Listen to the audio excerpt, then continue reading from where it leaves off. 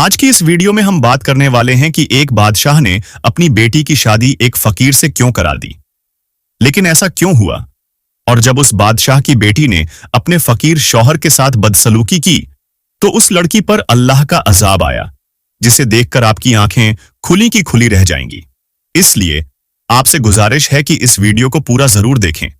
साथ ही वीडियो को लाइक करने के साथ साथ चैनल को सब्सक्राइब भी कर दें। तो चलिए देखते हैं यह वीडियो। बहुत अरसा पहले की बात है। एक बादशाह था जिसकी एक बहुत खूबसूरत बेटी थी। वह लड़की अपनी खूबसूरती और दौलत की वजह से बहुत घमंडी हो गई थी। कहीं से भी उसकी शादी के लिए रिश्ता आता तो वह उसे ठुकरा देती और उसका खूब मजाक उड़ाती।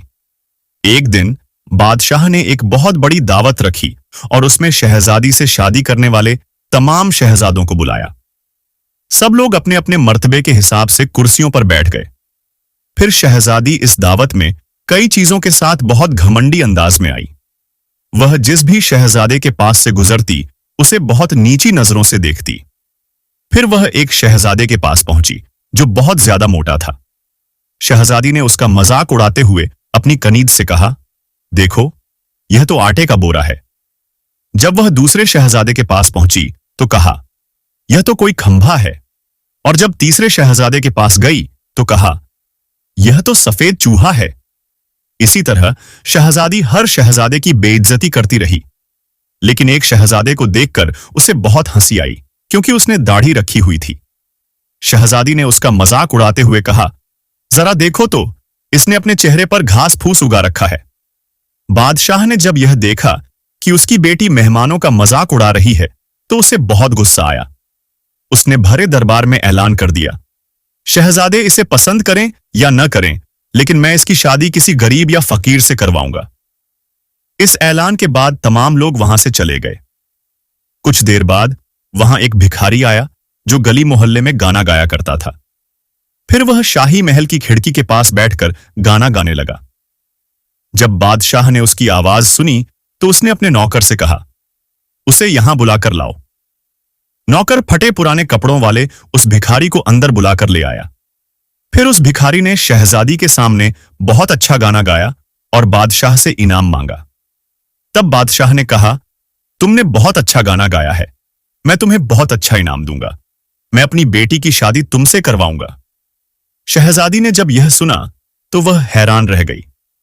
उसने बहुत ज्यादा नाटक किया, लेकिन बादशाह ने उसकी एक न सुनी। बादशाह ने डांटते हुए कहा, मैंने मेहमानों के सामने वादा किया था कि तुम्हारी शादी किसी भिखारी से करूंगा। अब मैं वह कसम पूरी कर रहा हूं। इसके बाद बादशाह ने उन दोनों का निकाह करवा दिया और कहा, अब तुम अपने शौहर के साथ जाने की तैयारी कर लो। शहजादी रोती पीटती अपने भिखारी शौहर के साथ चल दी। रास्ते में वे एक शिकारगाह के पास से गुजरे। वह शिकारगाह बहुत बड़ी थी तो शहजादी ने भिखारी से पूछा, यह शिकारगाह किसकी है? भिखारी ने जवाब दिया, मैंने सुना है कि तुमने एक दाढ़ी वाले का मजाक उड़ाया था। यह शिकारगाह उसी दाढ़ी वाले की है। अगर तुम उससे शादी कर लेती तो यह शिकारगाह तुम्हारी होती। इसके बाद वे एक बहुत बड़े बाग में पहुंचे। शहजादी ने पूछा, यह बाग किसका है? भिखारी ने कहा, यह बाग भी उसी दाढ़ी वाले का है। फिर वे एक बहुत ही आलीशान शहर में दाखिल हुए। इतना बड़ा और खूबसूरत शहर देखकर शहजादी हैरान हो गई। उसने पूछा, इस शहर का मालिक कौन है?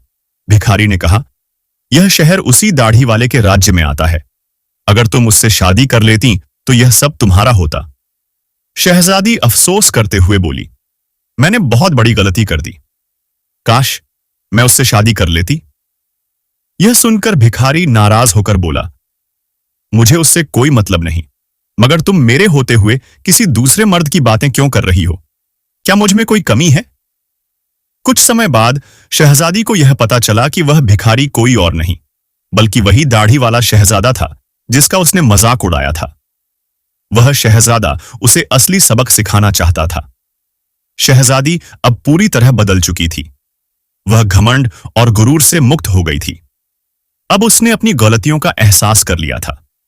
इसके बाद पूरे राज्य में उनकी असली शादी धूमधाम से करवाई गई। महल में हर तरफ खुशियां मनाई गईं। अब शहजादी को यह सीख मिल गई थी कि इंसान को कभी भी घमंड और अहंकार नहीं करना चाहिए। उसे हमेशा अल्लाह का शुक्रगुजार रहना चाहिए।